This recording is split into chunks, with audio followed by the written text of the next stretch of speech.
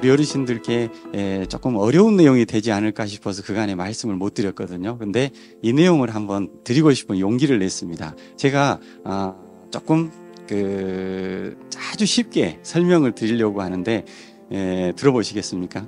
뭐냐면 이원성이라고 있습니다. 이원성. 우리는 그 철학이나 이런 데서 어려운 얘기로 이원론, 이론론 이렇게 얘기를 하고, 그런데 여기에 이원성이라는 말이 있습니다. 말이 어렵게 드릴지 모르지만 하나하나 제가 쉽게 아주 단순하게 말씀을 드리고 그걸 하나하나 이해를 해보셔요. 그러면 우리의 삶의 지혜하고 또 연결이 될 수도 있을 것 같아요. 자, 이원성은요, 근원 원자잖아요, 가운데가. 그래서 둘이로 해서 근원의 원리가 두 개라는 것입니다. 원리가 두 개. 예, 그래서 더 쉽게 얘기를 하면 음과 양 아시죠?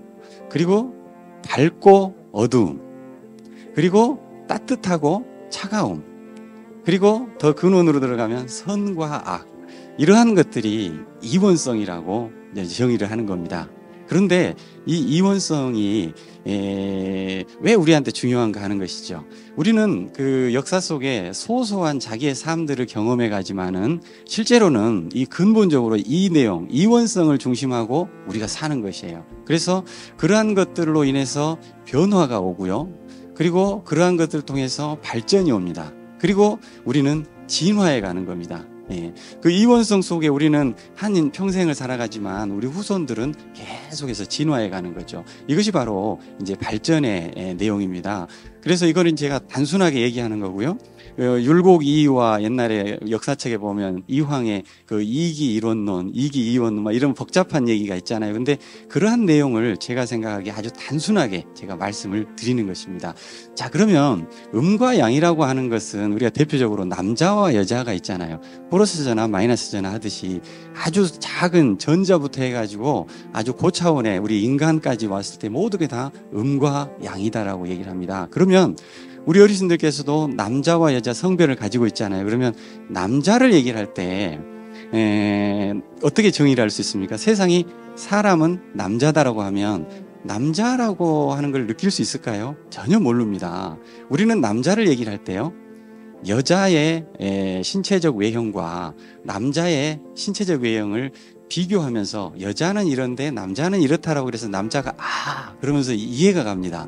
그리고요, 여자의 성품을 이해를 하면서 남자의 성품은 이와 반대로 이렇다라고 하면서 남자라는 것을 우리가 이해를 하고 그려집니다.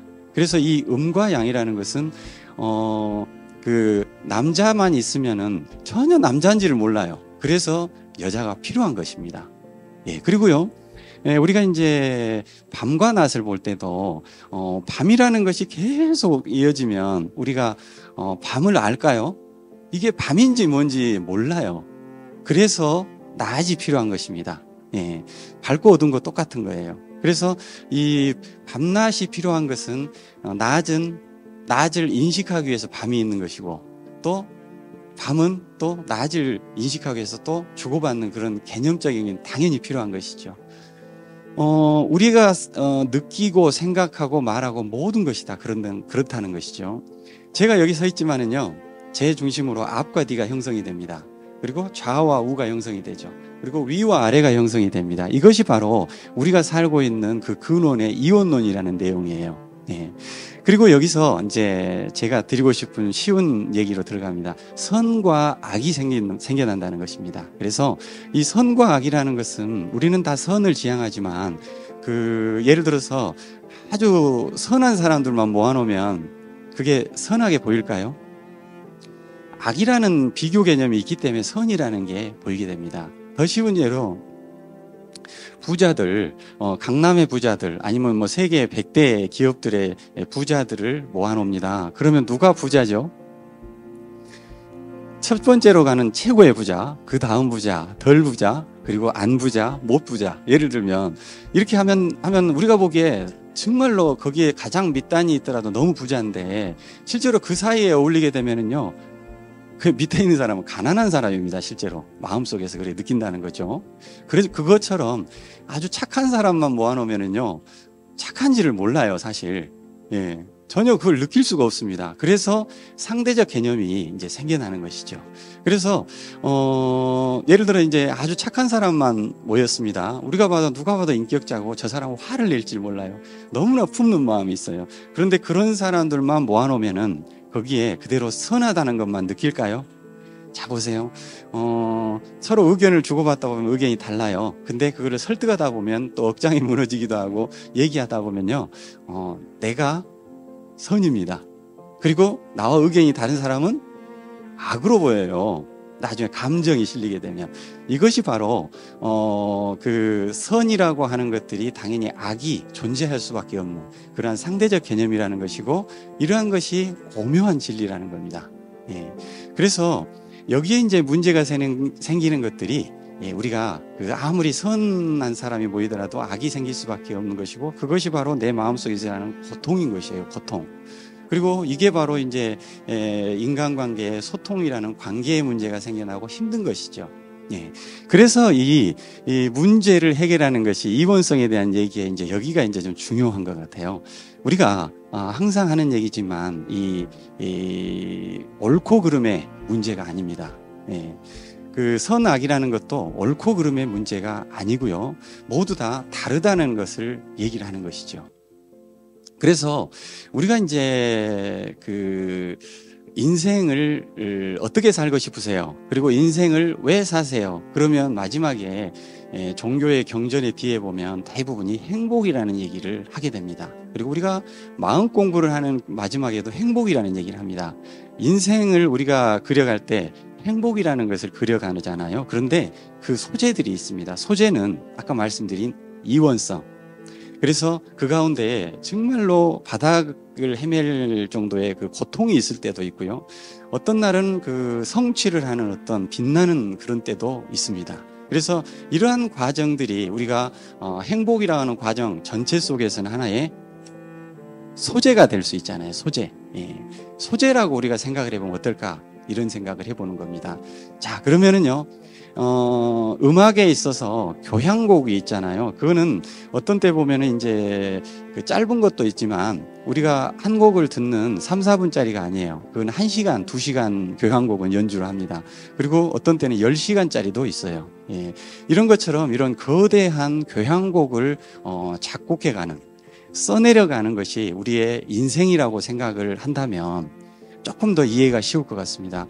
교향곡은 음악이잖아요. 그래서 음악을 작곡할 때 예를 들어서 이런 음악 비교를 해보십시오. 아름답습니까? 이것이 바로 하나의 단순한 음으로 이렇게 갔을 때는 아름답지 않습니다. 그런데 똑같은 음이어도요. 예를 들어서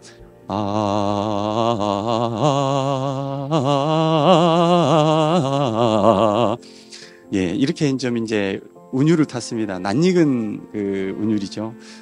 들어보면은 아름답죠. 두 개가 완전히 달라요. 그 이유가 뭘까요?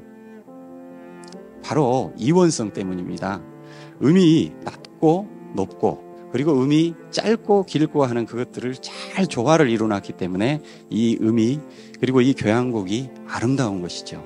그래서 그 노래를 할 때 우리는 그 고음이 나오면은요 전율을 합니다. 그런데 그 고음만 나오면은 소음이에요. 소음. 저음이 쫙 깔리면서 고조돼 가지고 나중에 쫙 올라가면은 그게 온통 이렇게 감동의 도가니가 되는데 이게 고음만 있으면 소음입니다. 그것처럼 고음이 있는 것은요 저음이 받쳐주기 때문에 예, 그러한 것들이 바로 우리 인생에 있어서의 똑같은 그런 거대한 교향곡을 써내려간다라고 할 때와 똑같은 것이죠. 그래서 우리가 힘들 때, 고통스러울 때, 그리고 또 높이 올라가서 성취를 하고 즐거울 때 이런 것들이 인생의 삶의 소재가 아닌가 저는 생각을 좀 해봤습니다. 그래서 오늘 우리 어르신들께서 몸이 아프십니까? 마음에 고통이 있으십니까? 다 있으실 거예요. 저도 마찬가지입니다. 그런데 그러한 것들이 그냥 고통으로서의 내용이 아니라는 것이죠. 그것은 정말로 우리가 인생이라고 하는 삶의 그러한 전체적인 행복을 완성해가는 그러한 인생의 교향곡 이러한 것들을 완성해가는 과정에 있어서 소재라고 본다면 이것들이 그냥 고통스러울 수만은 없다고 저는 생각을 합니다. 그래서 오늘 하루 우리 어르신들께서 하루 살아가실 때 어떠한 것들이 귀에 거슬리고 또 어떠한 것들이 나를 이렇게 힘들게 하더라도 이것은 하나의 나의 교향곡을 써가는 데 있어서의 정말로 소중한 나의 소재이다. 이렇게 한번 끌어안고 오늘 하루를 이렇게 보내셨으면 하는 생각을 제가 해봤습니다.